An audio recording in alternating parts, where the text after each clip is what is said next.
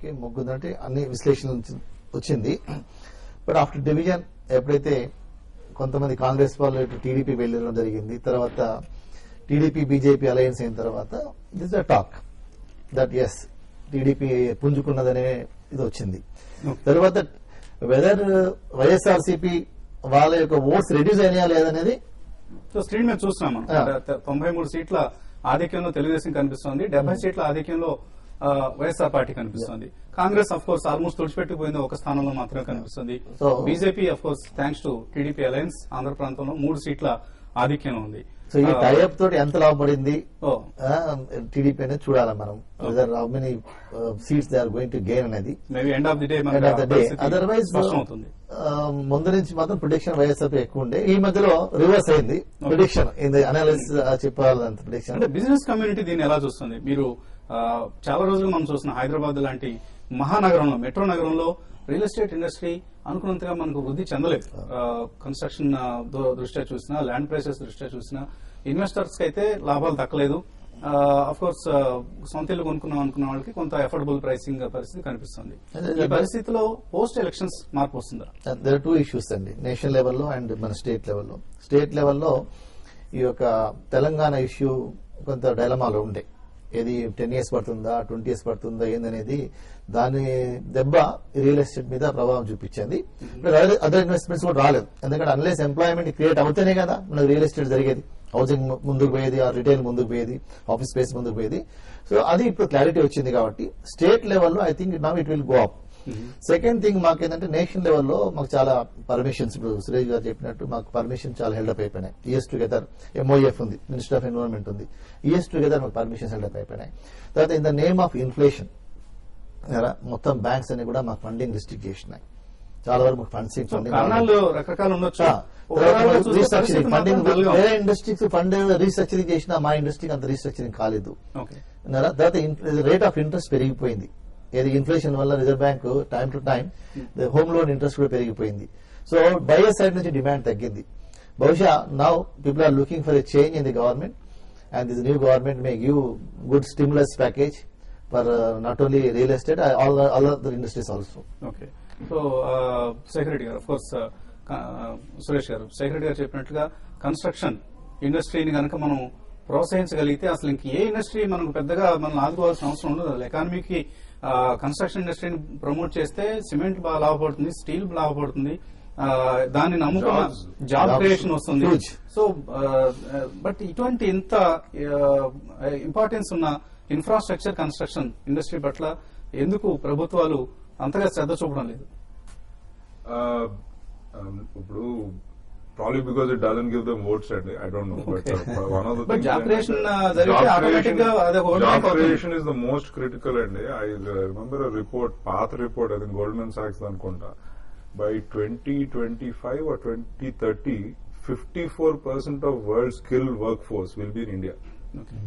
Now, వాళ్ళకి jobs create చేయలేదు అనుకోండి, I mean, it's such a phenomenal advantage. Can you imagine that bunch?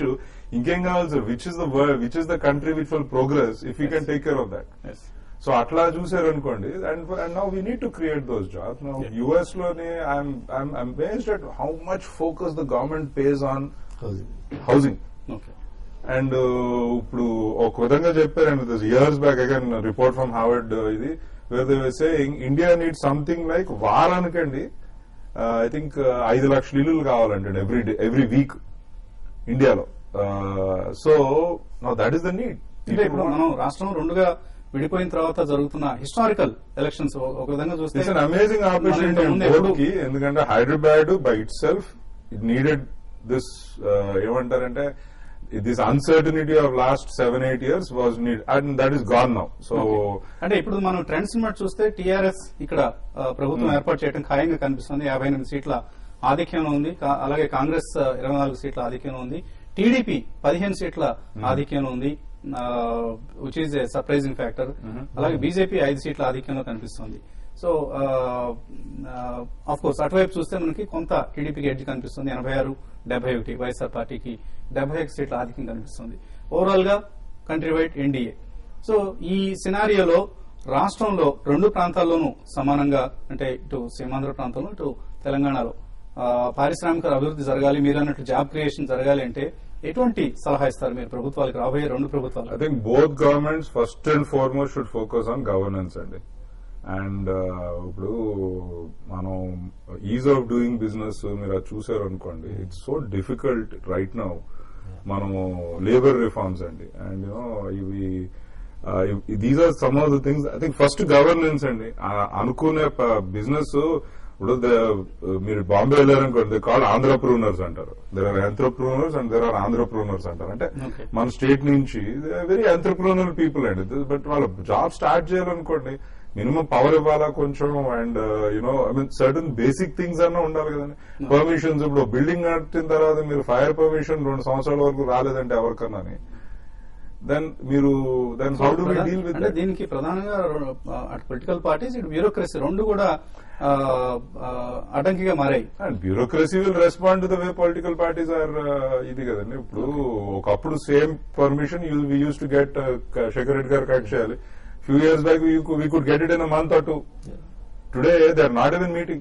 Now the political leaders ఎవరు పట్టించుకుంటలేదు దాన్ని. So I had an experience 1 year వరకు permission కమిటీగా కలవలేదండి. కలవకపోతే they didn't even meet it.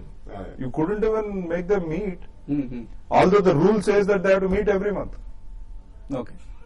So Shekhar Reddy గారు ఎటువంటి సలహా ఇస్తారు మీరు? అంటే రాబోయే ప్రభుత్వాలకి మీ ఇండస్ట్రీ అభివృద్ధి చెందాలి, దాని ద్వారా యాన్సిలరీగా అన్ని ఇండస్ట్రీస్, కన్స్ట్రక్షన్ ఇండస్ట్రీ కనుక అభివృద్ధి చెందితే అన్ని ఇండస్ట్రీలు డెవలప్ అవుతాయి ఆటోమేటిక్ గా, including manufacturing. Huge potential for employment generation. So ఎటువంటి సలహా ఇస్తారు మీరు? బేసికల్ గా from the industry point of view మాకు కావాల్సిందంటే ఆన్లైన్ అప్రూవల్స్ అండి.